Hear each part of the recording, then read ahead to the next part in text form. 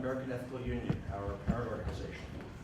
I came to ethical culture 26 years ago, first in seeking a non-theistic Sunday school for my daughter Kira, although Kira was graduated from in a ethical coming-of-age ceremony more than a decade ago. I'm still coming to Sunday school. Expanding my knowledge of the world in which we live and what we can do about its ills. A Chicago Tribune reporter once asked me, "So you don't believe in God?" I replied, "I'm guessing if there's a creator, we're a long fly ball, he, she, or it hit more than 13 billion years ago. So life is meaningless?" I said, "No, I think it means we have to take care of each other." And apropos of that, this summer we were riveted by stories of children in camps at our southern border, children in camps across Europe, and trapped in a cave in Thailand. People around the world cheered when the young boys and their soccer coach were rescued from that cave. But what about the children our government separated from their parents? They still suffer. Even those who have been reunited will experience trauma. This afternoon, we'll consider our alternative, our accountability, and our responsibility for the children of the world with our visiting speaker, ethical leader Anne Klaeysen. Anne is a leader of the New York Society for Ethical Culture, our mothership. She holds a Doctor of Ministry degree from Hebrew Union College in pastoral counseling and master's degrees in German from the State University of New York at Albany and business administration from NYU. Dr. Klaeysen is ethical humanist religious life advisor at Columbia University and humanist chaplain at NYU. She is on the faculty of Union Theological Seminary and the Center for Education of the American Humanist Association, where she just convened a workshop a few weeks ago in Washington, D.C. She's on the faculty, so in addition to that, I value her as a friend of 20 years. Please join me in welcoming Anne Klaeysen. Thank you, Ken. It really has been that long, hasn't it? It has. Wow. Wow, how nice to see all of you in your new digs. Wow. And you ordered up a beautiful day, so that's wonderful. Terrific. So, I like to begin and end each Sunday platform address with a poem. So this afternoon, I start off with a poem by Wendell Berry. It's called Questionnaire. How much poison are you willing to eat for the success of the free market and global trade? Please name your preferred poisons. For the sake of goodness, how much evil are you willing to do? Fill in the following blanks with the names of your favorite evils and acts of hatred. What sacrifices are you prepared to make for culture and civilization? Please list the monuments, shrines, and works of art you would most willingly destroy. In the name of patriotism and the flag, how much of our beloved land are you willing to desecrate? List in the following spaces the mountains, rivers, towns, farms you would most readily do without. State briefly the ideas, ideals, or hopes, the energy sources, the kinds of security for which you would kill a child. Name, please, the children whom you'd be willing to kill. This summer, we watched as one group of children was trapped in and subsequently rescued from a flooded cave in Thailand, while another group was separated from their parents at the southwest border of the United States and held hostage to a cruel immigration policy called zero tolerance. A New Yorker cartoon captured the contrast by depicting children in a detention cage in Texas watching the rescue in Thailand on television. Could there be a more jarring comparison? This afternoon, I'm going to provide you with both statistics and stories, and I hope also some hope. because that's what we do. That's what we ethical culture leaders do, is that we present you with the grim reality, and then we offer some hope and some marching orders on how we bring that hope about. We all watched. From June 23rd, when 12 members of the Wild Boar soccer team, aged 11 to 16 years, and their coach, became trapped in the Tam Luang caves by monsoon rains on July 2nd. When British divers found them on a rocky ledge, to the death of a former Navy SEAL on July 6th from lack of oxygen, to the successful completion of the complex international rescue on July 10th. We virtually joined their parents, who maintained a constant vigil outside the caves praying for their safe return. Hundreds of experts from around the world flew in to help. Divers described treacherous conditions in the 4-kilometer passage that took hours to traverse. This is the hardest mission we've ever done. Every step of the extraction is risky, said Naroksoke Kinaspab, a diver for the Electricity Generating Authority of Thailand. He added, "I'm quite emotional as a father. Everybody has this feeling like there are children inside the cave. Our children." I try to imagine the desperation that drives parents to risk their and their children's lives to escape from the violence in their homes, only to be treated as criminals at the US border and have their children ripped from their arms. But Commander Jonathan White of the US Public Health Service Commission Corps could imagine it. He, in the Office of Refugee Settlement, told the Trump administration last year that, quote, "There's no question that separation of children from parents entails significant potential for traumatic psychological injury to the child," close quote. The administration's response was that family separation is not a policy.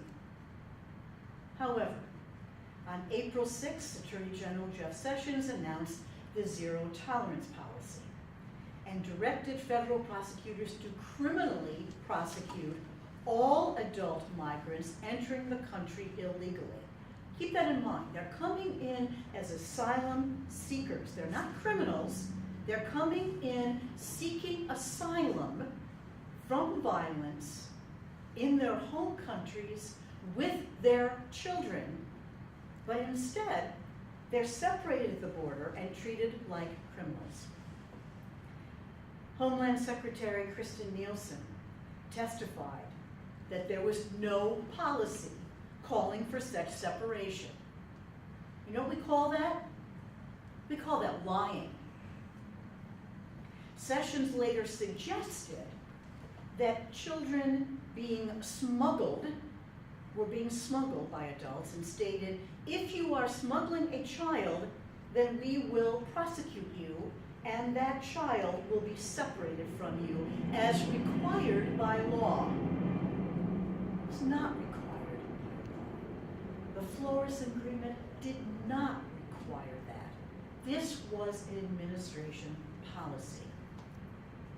Well, I'm repeating some history for you here because I know that all of you keep up on this. But by May, just to review, White House Chief of Staff John Kelly was defending this separation, which, by the way, they said did not exist, was defending this separation as a necessary deterrent, a necessary evil, and a tough deterrent in the administration's effort to enforce U.S. border laws. Again, catch the language here, the vocabulary that we're using.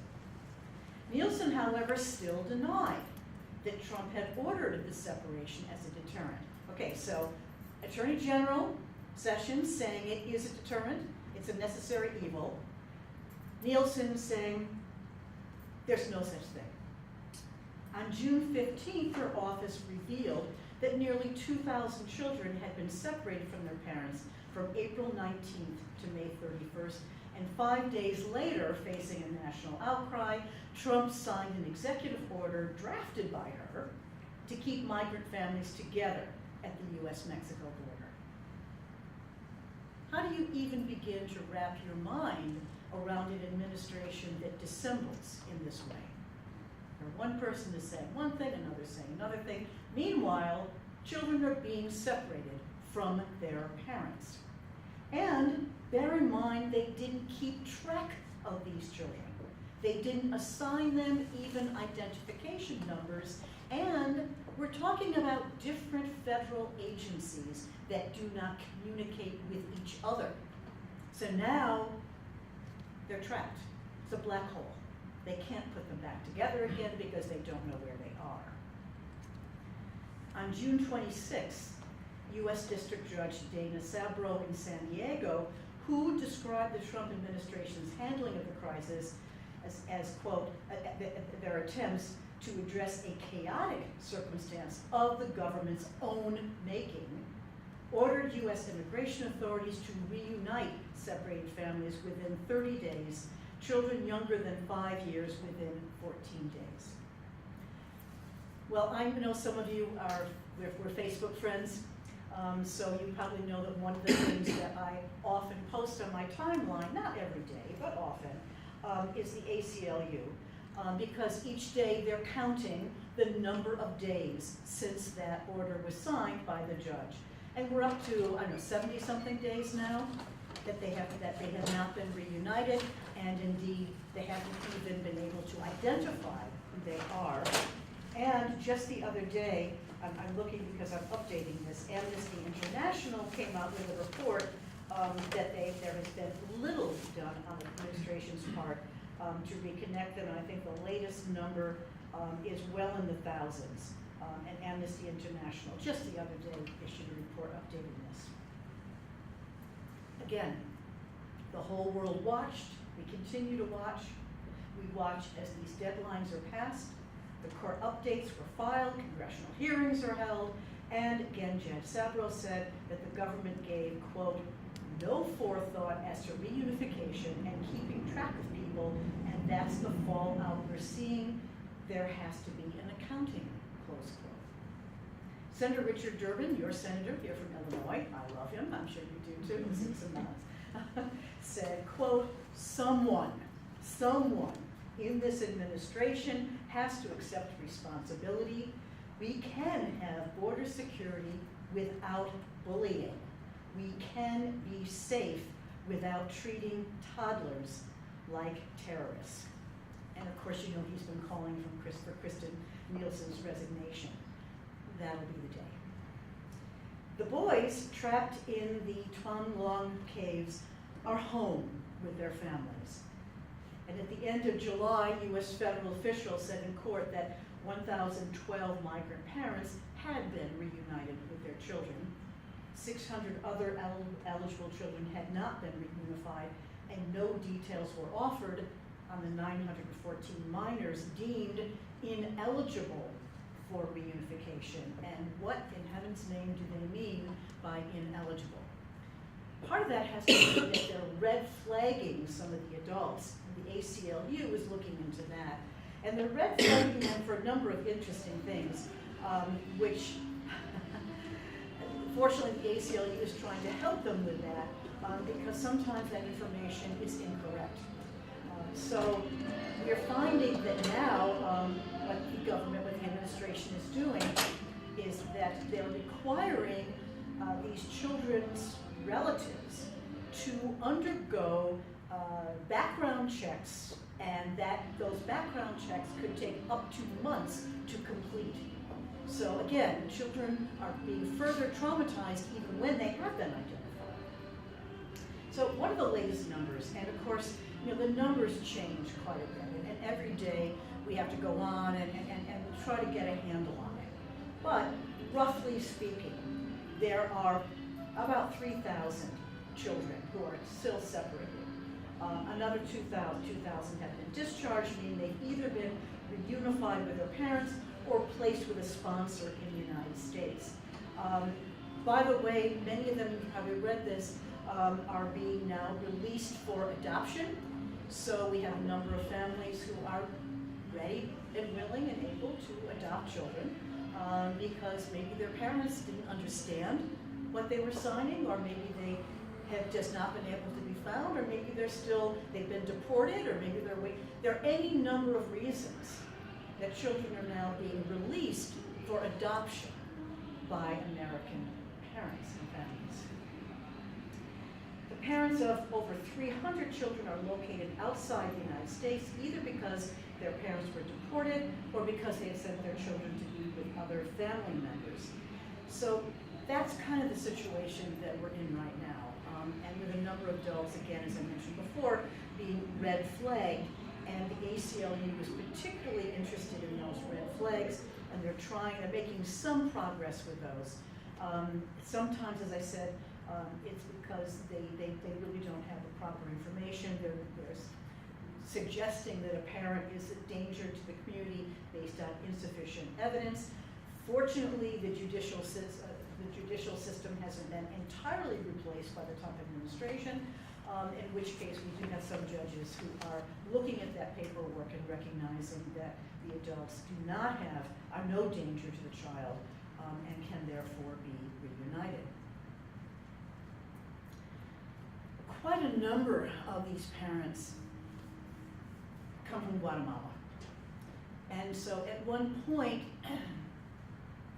Trump suggested that rather than fulfill his administration's responsibility to reunite the children, that since the ACLU was experiencing a windfall of donations, that they should really be the ones to fund this and to be reunited. Well, it is a fact. The ACLU is getting millions of dollars more. Next Sunday, I'll be interviewing the president of the ACLU, Susan Herman, at the New York Society. And when they started getting lots more money after Trump was elected, understandably so. And so at one point I was at Barnard, she's giving a presentation there, and the question came up, so what are you doing with all that money that you're getting? And she said, well, we're suing the administration, and they have hundreds of cases now against the Trump administration. Another thing that they're doing is starting local groups in communities, which the ACLU had not done before. And it's creating, you should check it out because it is very interesting. The ACLU had before kind of been somewhat passive. The clients would kind of come to them. And now they're really becoming much more active. And as Lee Gallant says, and Lee Gallant is a senior lawyer for the ACLU who went from the San Diego federal courthouse where he won that ruling. He went down to Guatemala and he said, I can't remember a time when we had to go out in the field and find our class members all over the world. This is a highly unusual situation. And so there he was in Guatemala looking for parents. And it was difficult because the landscape of Guatemala doesn't really help. They're mountains, it's very treacherous, it's very rugged, they don't have cell phone towers all over the place. So the ACLU and the Guatemalan immigration advocates were fanning all across the country to find dozens of parents who had been deported from the United States without their children. And so they're doing their best to find them, and they did locate some.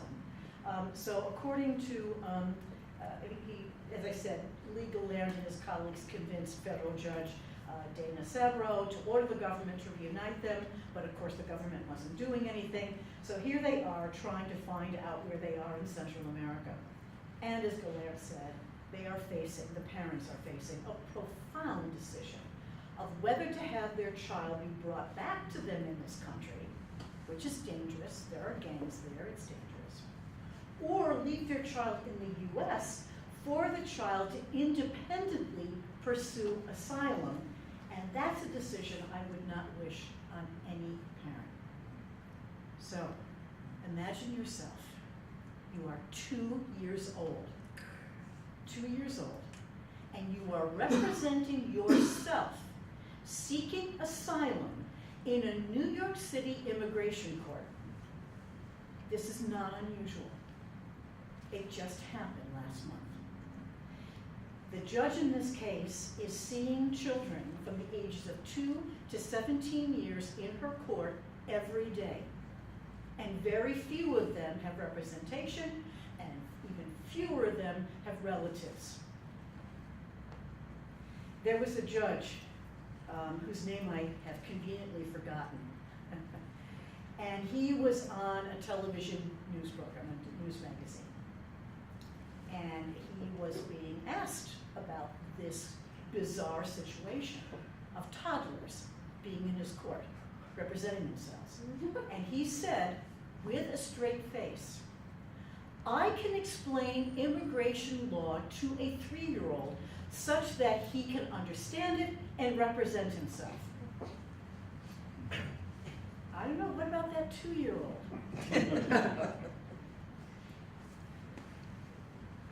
I wonder, I wonder how they sleep at night, but I'm also aware that they have a job to do.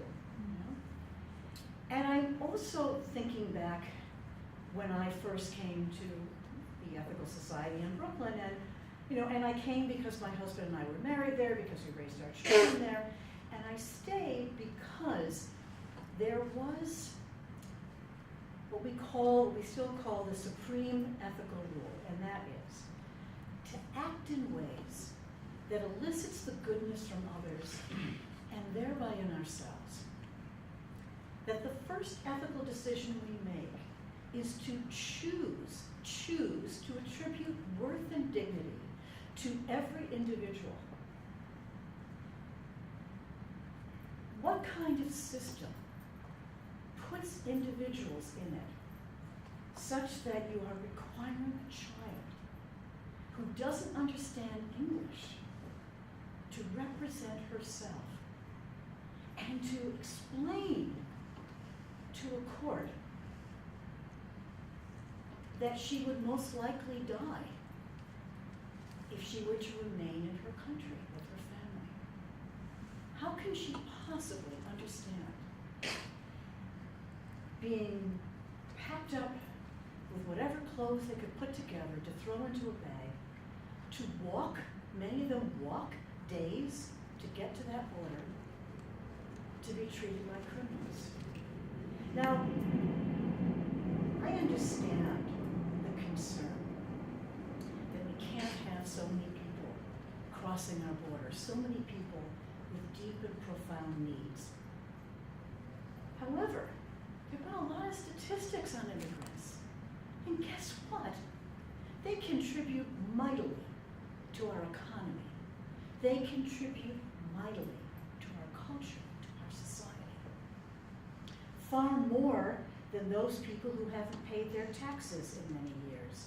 Far more than those who, let's see, it would be illegal to evade their taxes, so I guess we could say they're very good at avoiding them and looking for loopholes.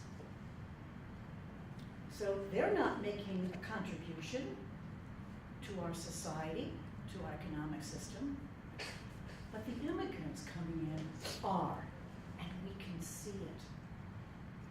On my ride here, the driver was pointing out all the different neighborhoods, right? All the different neighborhoods between downtown Chicago and Evanston. And you can see it. You can see it in the storefronts. The culture, the cuisine, how we have learned from immigrants from all over the world. So, here we have this situation. They have no idea how they're going to get their children back. In some cases, they were coerced or misled, outright confused about what they were signing. And some of them have had to make the decision that, no, I am going to sign that paper, and I am going to allow my child to be adopted by an American family and to probably forget all about me. Because at least they'll be alive there. At least they won't be recruited by the violent gangs that are in their home places. At least they have some assurance. So, of the people that Lee Gallant spoke with, the parents in Guatemala, 109 refused reunification according to the court filing, and released their children to either seek asylum on their own, to be perhaps united with some relatives here, or to be adopted by complete strangers. Okay, here comes the hope part. Because this is all so dismal. This summer, you may have followed them, I did, because a lot of them came from, a couple of our members moved to Beacon, New York, just north of the city, and so they waved off a group of grannies. So you may have heard Grannies Respond, a Pueblo Resande. And the grannies were so outraged by this inhumane way that our government is treating folks that they got together and they formed this group, and they started off in New York, from New York to Texas. And they took on a bus, and they had different stops. They stopped at Reading, Pennsylvania, Pittsburgh, Kentucky, Alabama, Louisiana, all the way down to Houston. And all along the way, they held rallies. And they gathered people together to tell them what they were doing. And here are some of the demands that they repeated on their journey. We demand the immediate reunion of children with their families. Children do not belong in cages in internment camps. We demand the end of family detention. We will not be quiet while little ones are crying alone without the love of a parent to soothe them. Remember, when they were in these detentions, you may have read about this, they were not allowed to be held or to be comforted. Even when they were there with their siblings or with cousins, they were not allowed to touch one another, to be held. Meanwhile, while they were holding up that policy of not being able to touch and cuddle and hold them, they were arresting people in other shelters for doing far more than touching and cuddling them. They were actually sexually abusing children. So you can see how this policy can cut different ways. The grannies, our demands are clear and not negotiable. Reunite families, end family detention, and zero humanity. Not zero tolerance, and zero humanity. So it was a delight to watch them on Facebook, to see each town they went to and how they connected with people and held those rallies there. Another group standing up for children. I love children's books. A few years ago, we held a stoop sale. I live in Brooklyn, and it's and we have these stoops, and so you sit on your stoops and you chat with your neighbors, and then when you want to get rid of stuff, you have a stoop sale. And some children up the block this summer, by the way, were holding a stoop sale, and all of their proceeds went to the ACLU, which was wonderful. But a few years ago, we were just getting rid of some stuff, and my children were taking their books out, and I was taking their books back in. But no, you can't give that one away. I just might have grandchildren. I don't know. I might want to read them to them. But at any rate, I love children's books. And it's no coincidence that children's books have always been political. In fact, they're fixtures. I know, Amy, you must know this. Children's books are fixtures on the list of banned or censored books, right? Because children's authors know what they're doing, reaching out to kids. So a group of them got together. When the photos started circulating about migrant children separated from their parents, the young adult novelists, Melissa de la Cruz and Margaret Stoll, had an immediate response. And they started texting their author friends, asking what they could do collectively. So de la Cruz and Stoll drafted a statement of protest called Kid Lit Says No Kids in Cages.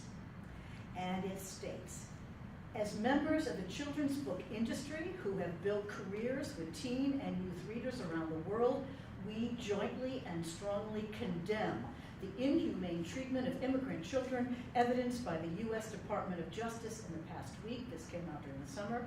We believe that innocent children should not be separated from their parents. We believe that zero tolerance directive issued by Attorney General Jeff Sessions is a cruel, immoral, and outrageous. We believe the Department of Justice engaging in practices that should be restricted to the pages of dystopian novels. We demand and expect better and call on our readers to do the same. So within minutes, they had 94 signatures on there with their fellow Kid Lit authors and supporters, and they posted on Twitter. They had over 4,000 signatures, and at the time that, this was back in the summer, within days, they had raised $250,000 for legal services for immigrant families. They also expanded fundraising to include online raffles and auctions for such services as manuscript evaluations by best-selling children's authors and character naming, with the winning donor's name to appear in an as-yet-to-be-written novel. Another group of kid-lit authors, agents, and publishers made online clearinghouse of original posters designed by prominent children's illustrators to protest family separation. What a terrific way, to just get it together, and to say we need to do something, we need to be creative of what we're doing. And so that is what they did. And we also we hosted the New York Society on August 10th, the final destination town hall meeting for March for Our Lives. So the high school students from Marjorie Stoneman Douglas, most famous among them is Emma Gonzalez. They decided to spend their summer vacation in a bus going across the country, and they gathered support for voter registration, as well as to end gun violence in schools. They were incredibly inspiring. And I thought how ethical culture they were, because that afternoon, the students, the young people gathered in the Adler study. And at the New York Society, the Adler study was Felix Adler's study, which we now use as a meeting room. And they were seated in a circle, and they followed their own tradition, which coincidentally is also the ethical culture tradition, of an opening go-round. And each one of them told about their experiences. As they were going across the country, they also gathered up students from different cities, including Chicago, Milwaukee, Los Angeles. And so they were gathered as the last place they went after the New York Society was up to Sandy Hook in Connecticut. And they met with the families and the children up there. And of course, being older, being in high school, they were able to articulate what they had experienced in a different way from what the young children had done in Connecticut. And so it was really important for them to meet with these families there. And so they held their final March for Our Lives town hall meeting, and they received along the way death threats, and some of the local boys would show up in their trucks with their guns in the back, just to sort of threaten them all along the way. And I shouldn't say never, because our ethical culture kids are like this. This is why I say they reminded me of them. When they were in the building, they would say, "Tell us about this place. What do you do here? What is this all about?" There was a kind of, a curiosity and a humility about, what they were doing, because they were just so interested in all kinds of social justice and all kinds of history around this. I was just incredibly impressed by that. So, to wind up, I feel like these are my children. And I don't understand people who don't feel the same way. We've been going through so much lately with the hashtag #MeToo movement, the Kavanaugh hearings, all of this. And we keep hearing, well, what if she were your mother, your daughter, your aunt? What if she were your child? Well, you know what? We're all part of the human family. We can imagine that they're related to us, but is it enough just to be another human being? Just to be another human being in a situation that we can help in some way? And we can.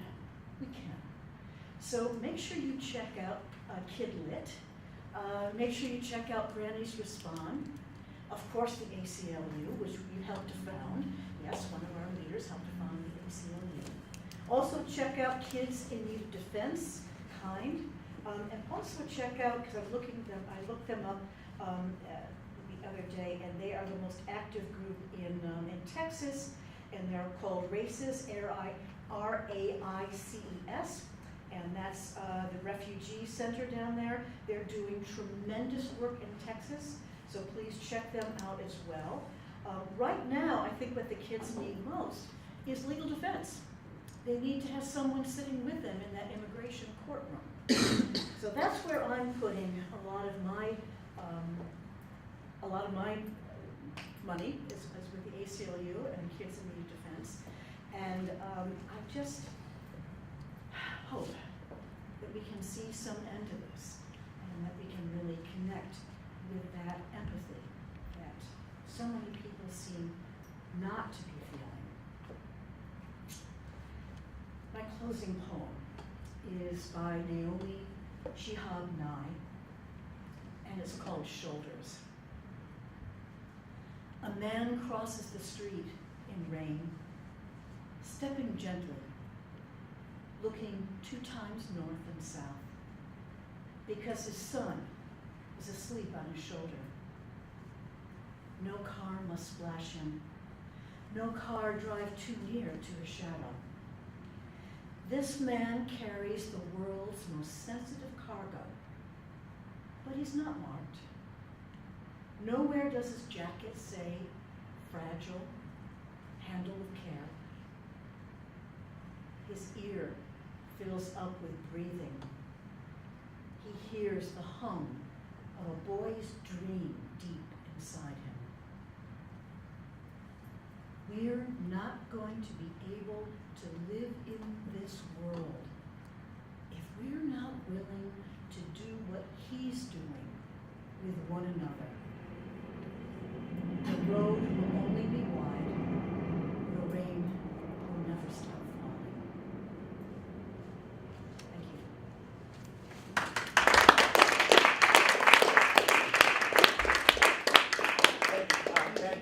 Do a talk back? Okay, can you take a few minutes for questions and Yeah, answers? sure. So, because we're live streaming, we hope we're live streaming, people who are watching will not be able to hear what you say. So if whatever oration you have before you ask your question, please be as brief as possible, and if you would just briefly repeat what they say so that folks listening can hear. Good, I'd be happy to. Thanks. This screen just changed, so I think it may have stopped something.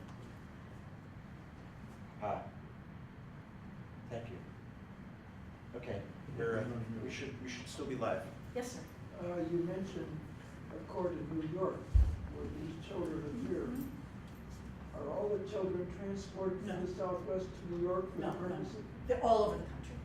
That's where you happen to be in the best position to observe. Well, I have read about them there, yes. A number of children were sent to a place in the Bronx, and I'm part of a coalition. And I think it's one of the wonderful things about being a clergy leader with ethical culture is that you get to be on a number of different interfaith coalitions. So I'm part of the New Sanctuary Coalition in New York City, which meets at Judson Memorial Church. And so we're very aware of different places where they have children. So some of them were sent over the summer to a place in the Bronx. And so we went there and sort of protested outside there. But it's all very hush-hush. The federal government does not tell the city or state authorities that they're there. You only have to kind of hear about it. And there was a transportation arranged very spontaneously to bring one of the mothers from the border to the Bronx through a number of cars that were arranged. Well, okay, we'll take her this far, you pick her up and take her that far. So I'm aware of what's going on there. But this is happening across the country, immigration courts across the country. And of course, you know now, there is a tent city that's been set up where there are thousands of children. And alas, the federal standard for care does not meet the same standards of many cities and states. So the children that have been transferred to this tent city are not receiving the care that they received when they were in the smaller shelters. They're also not, their education is also not being continued there. But there are immigration courts all across the country.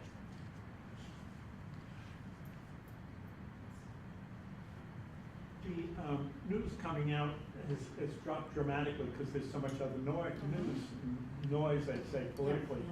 And the follow-up on these children would be of considerable interest to the point that we could have any impact. You would think that, as you said, some people who are in these systems, that is literally the watchers, whether it's the immigration people or those who are managing these settlement camps,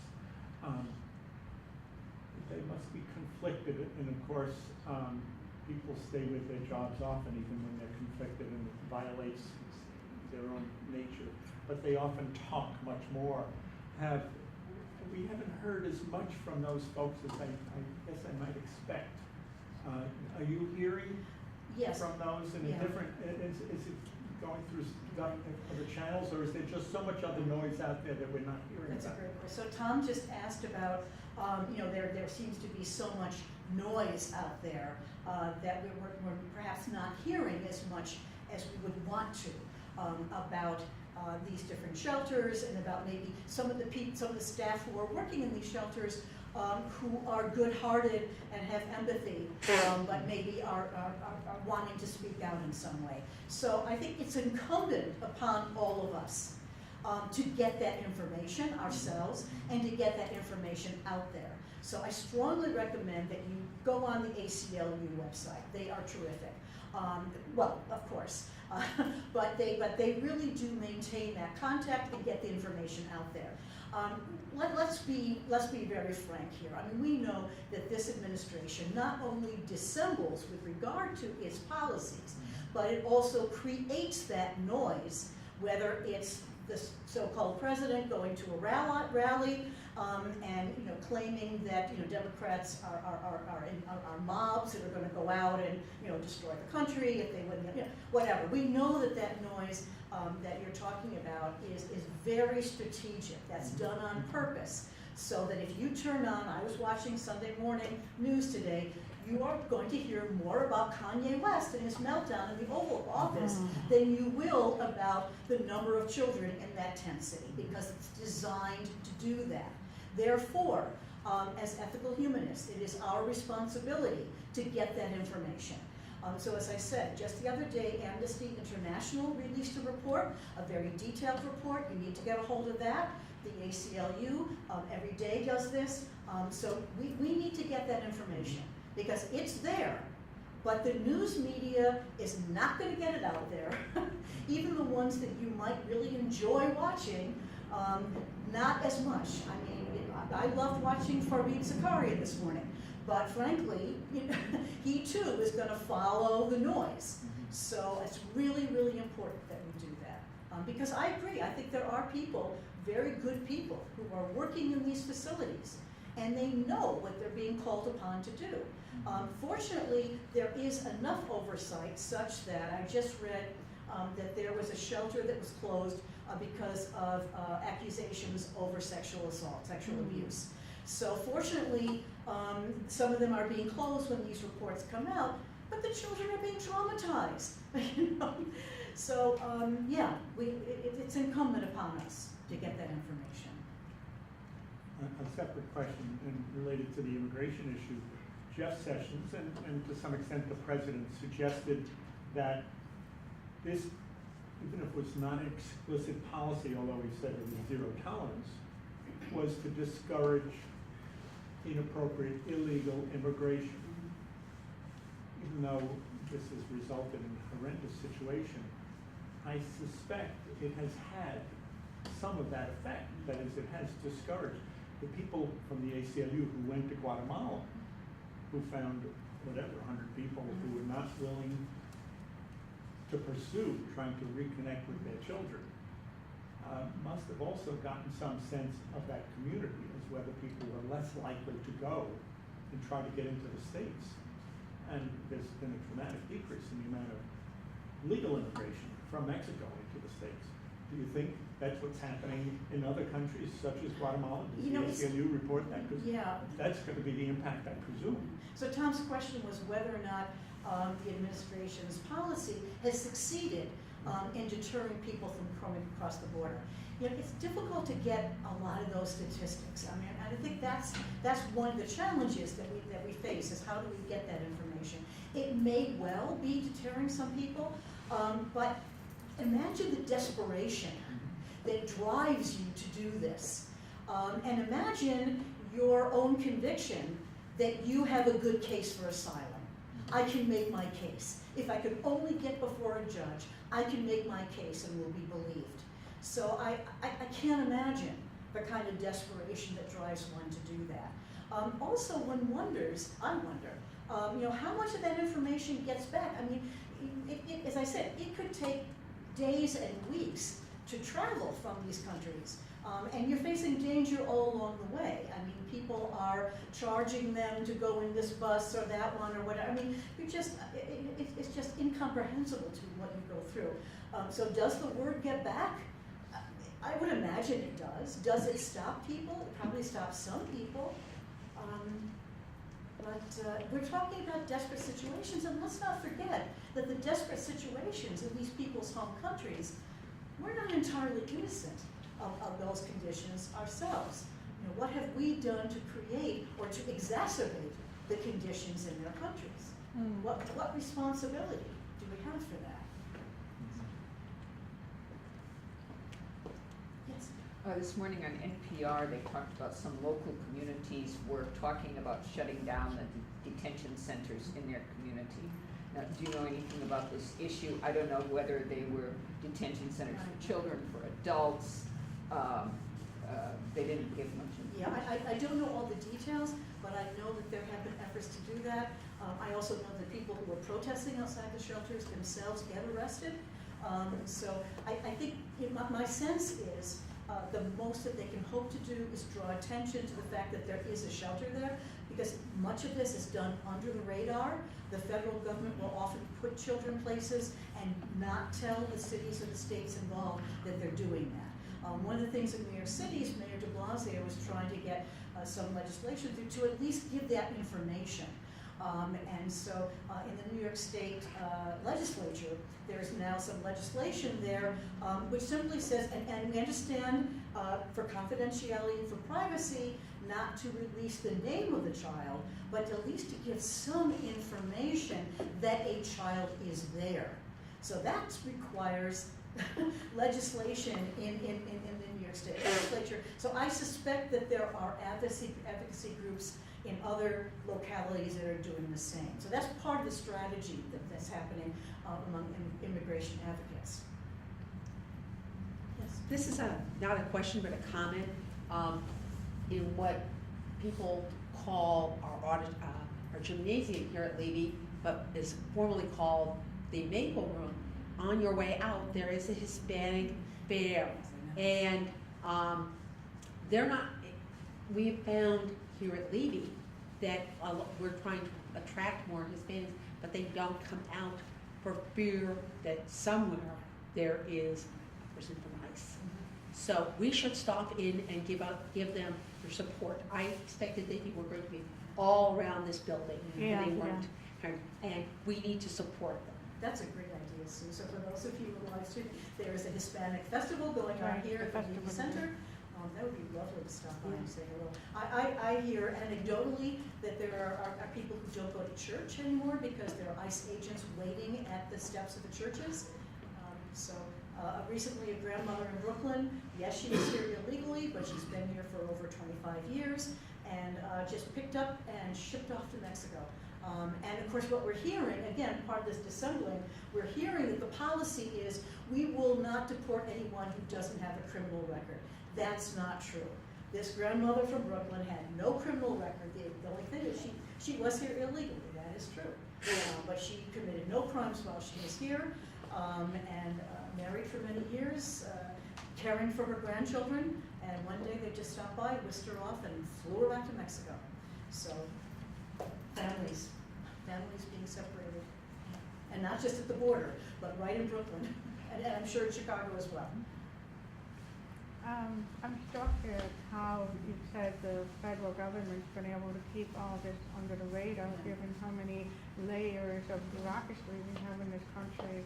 and the children aren't necessarily in school, or what about all the health and family and all? How can a 2-year-old be a pro se defendant in a federal court? How indeed. I think, Yeah. So the question is, how is that even possible? Well, let's assume the best. Let's assume the best that they really are tracking in some way. But there are different federal agencies involved. So ICE is different from, so when they separate the children, the adults and the children were covered by 2 different federal agencies. So they weren't even communicating with each other. yeah. So, I mean, so it's not even, you don't even have to be that intentional about it. You can just do your usual thing, and not really sharing that information. But it's. But of course, they're contravening the Declaration of Human Rights at the United Nations level. Of course they are.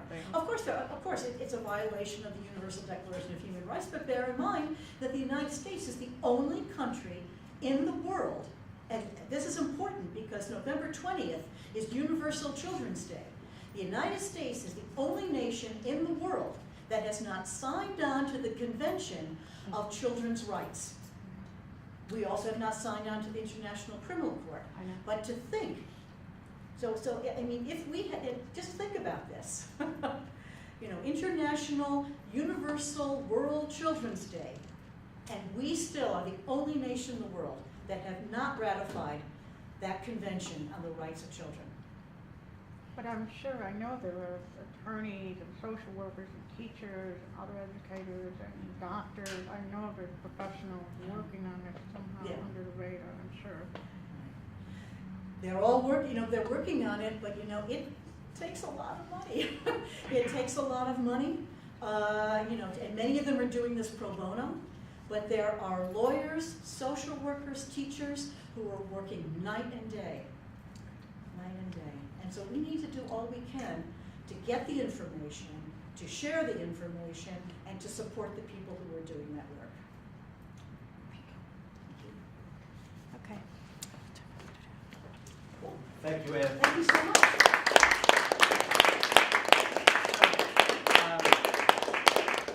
I met Ann at Ethical Culture Summer School 20 years ago. And you were the administrator of the Brooklyn Society.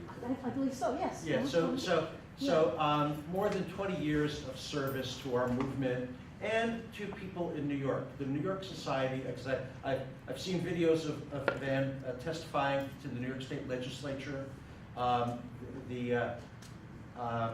carrying on the tradition of New York Society leaders who are active in making it better for those who do not have other resources to help make it better. I was there when on a day when there was a job fair. Yes, right. And it was raining. Oh my goodness.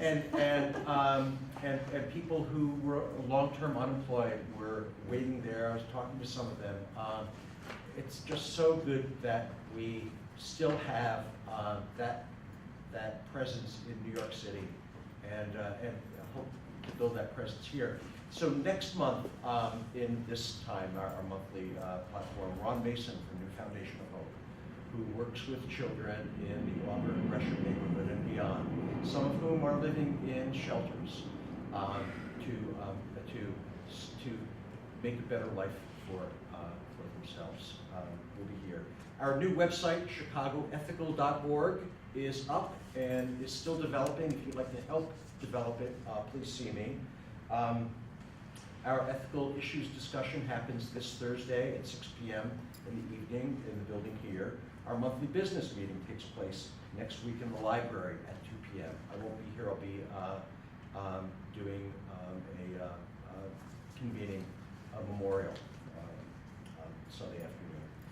Closing quotations. Sign our guest book if you'd like to be on our mailing list. Closing quotations, 2 of them. From Hodding Carter, there are only 2 lasting bequests we can hope to give our children. One is roots, the other wings. And from Fred Rogers, who said, anyone who does anything to help a child is a hero to me. Join us for some snacks and some conversation. Have a good Sunday. Thank you.